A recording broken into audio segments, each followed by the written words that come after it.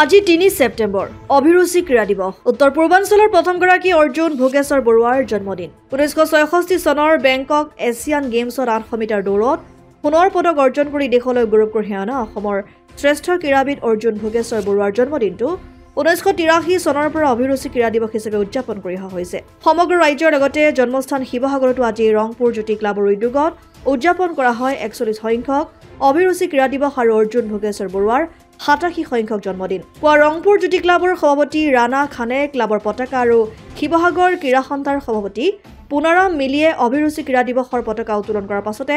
অনুষ্ঠিত শ্বহীদ তৰ্পণ আৰু অলিম্পিক শিখা প্ৰজ্বলন কাৰ্যসূচীৰ অন্তত অনুষ্ঠিত হোৱা সামূহিক দৌৰৰ ফ্লেগ অফ কৰে জিলা ক্ৰীড়া বিষয়া সঞ্জয় উপাধ্যায়ে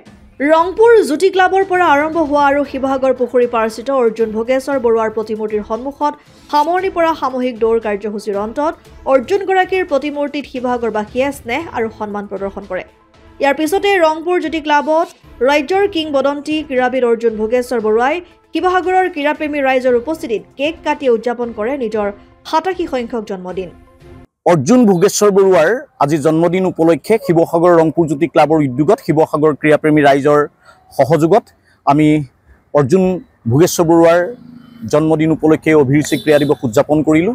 আৰু এই দিৱসৰ পবিত্ৰ ক্ষণত তেখেতলৈ আমি জন্মদিনৰ শুভেচ্ছা জ্ঞাপন কৰিছোঁ তেখেতৰ সুস্বাস্থ্য আৰু দীৰ্ঘায়ু জীৱন কামনা কৰিলোঁ ৰাজ্য চৰকাৰে যিহেতু আজিৰ দিনটোক ৰাজ্যিক ক্ৰীড়া দিৱস হিচাপে উদযাপন কৰিছে সেইকাৰণে আমি ৰাজ্য চৰকাৰৰ প্ৰতি আহ্বান জনাইছোঁ যাতে অসমৰ গাঁৱে ভূঞে নগৰে চহৰে যাতে আমাৰ উঠি অহা প্ৰজন্মৰ ক্ৰীড়া প্ৰতিভাসমূহে যাতে একোখন মান বিশিষ্ট খেলপথাৰ পাব পাৰে উপযুক্ত আন্তঃগাঁথনিয়ে তাৰ কাৰণে চৰকাৰে বাস্তৱসন্মত ব্যৱস্থা গ্ৰহণ কৰক আৰু এই ভোগেশ্বৰ বৰুৱাৰ বাটেৰে যাতে আমাৰ নতুন প্ৰজন্মৰ ক্ৰীড়া শৈলীয়ে বাট বুলিব পাৰে কাৰণ তেতিয়াই যিটো সময়ত ক্ৰীড়াৰ উপযুক্ত আন্তঃগাঁথনি নাছিল সেই ১৯৬৬ চনত বেংকক এছিয়ান গেমছত তেখেতে ৮০০ মিটাৰ দৌৰত সোণৰ পদক বুটলিবলৈ সক্ষম হৈছিল আৰু সেই ১৯৬৬ চনৰ পৰা আজিৰ এই ২০২৪ চনলৈকে যথেষ্ট এটা দীঘলীয়া পৰিক্ৰমা এতিয়া যথেষ্ট বিজ্ঞানসন্মতভাৱে খেলা ধূলা আজিকালি আৰম্ভ হৈছে সেইকাৰণে আমি আমাৰ নতুন প্ৰজন্মৰ ক্ৰীড়া শৈলীসমূহক যাতে ভোগেশ্বৰ বৰুৱাৰ বাটেৰে বাট বুলি ৰাজ্য তথা ৰাষ্ট্ৰখনলৈ যাতে সুনাম কঢ়িয়াই আনিব পাৰে তাৰ কাৰণে আজিৰ দিনটোত সংকল্পৰ কাৰণে আহ্বান জনালোঁ দেখা এজন স্পৰ্টছমেন হিচাপে মই আন ক'বলগীয়া মোৰ একো নাই দিনটোত মোৰ ৰাইজে যি সন্মান যাচিছে আৰু সেই সন্মানটো মই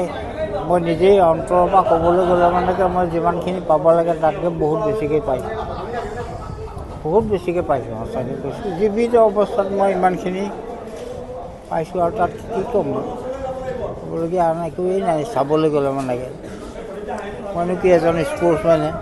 স্পৰ্টছমেন দুনিয়াত কি দিম মোতকৈ বহুত ডাঙৰ স্পৰ্টছমেন আছে অলিম্পিয়ান আছে হয় নহয় কিন্তু এজন এনেকুৱা এজন স্পৰ্টছমেনক ৰাইজে ইমান সহযোগ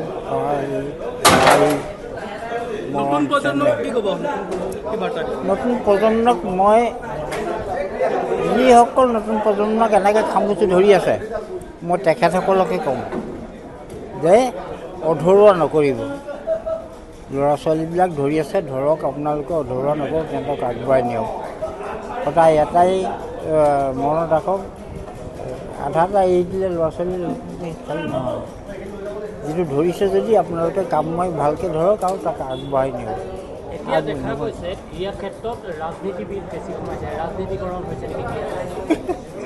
ৰাজনীতিত মই সোমাবলৈ একেবাৰে মনা কৰিছোঁ ৰাজনীতি সোমাবই নালাগে ৰাজনীতিয়ে বহুত টকা পইচা দিলেও ৰাজনীতিত তালৈ আহিব নালাগে তেওঁ মানৱীয়তাৰ ক্ষেত্ৰত তেওঁ কিবা এটা দিয়ক আমাৰ আপত্তি নাই কিন্তু তেওঁ কিবা এটা বাবলৈ তাত থাকিব নালাগে শিৱসাগৰৰ পৰা সৈয়দ মুস্তাকুৰ ৰহমানৰ ৰিপৰ্ট অসম আদিত্য NKS হুণ্ডাইলৈ স্বাগতম নৰ্থ ইষ্টৰ প্ৰথম GDSI 2.0 ফিচাৰ্ছ ডিলাৰ হৈছে NKS হুণ্ডাই অত্যাধুনিক সা সুবিধাৰে তৈয়াৰী মষ্ট আপডেটেড হুণ্ডাই ডিলাৰ এতিয়া ডিব্ৰুগড়ত আমাৰ NKS হুণ্ডাই ডিলাৰত open sales consulted room customer ৰুমৰ লগতে পুৰণি গাড়ীৰ এক্সচেঞ্জ ফেচিলিটিও ৰখা হৈছে ইয়াত সেলছৰ লগতে সাৰ্ভিস সেক্টৰৰ সুন্দৰ সুবিধা আছে প্ৰয়োজনীয় সকলো এডভান্স টুলছ হুইল বেলেন্সিং এলাইনমেন্টৰ অত্যাধুনিক machine post hydraulic lift fully ট্ৰেইনমেন্ট পাৱাৰৰ লগতে nitrogen gas filling facility, fully automatic car ৱাছৰ ফেচিলিটিও আছে। লগতে NKS হুণ্ডাই ডিলাৰে কাষ্টমাৰসকলৰ সুবিধাৰ্থে মোবাইল ছাৰ্ভিচ ভেনৰো ব্যৱস্থা ৰাখিছে, য'ত হাইড্ৰলিক লিফ্ট, ৱাছিং facility, wheel balancing, tyre pressure check কৰাৰ লগতে বহুখিনি সুবিধাই উপলব্ধ আছে।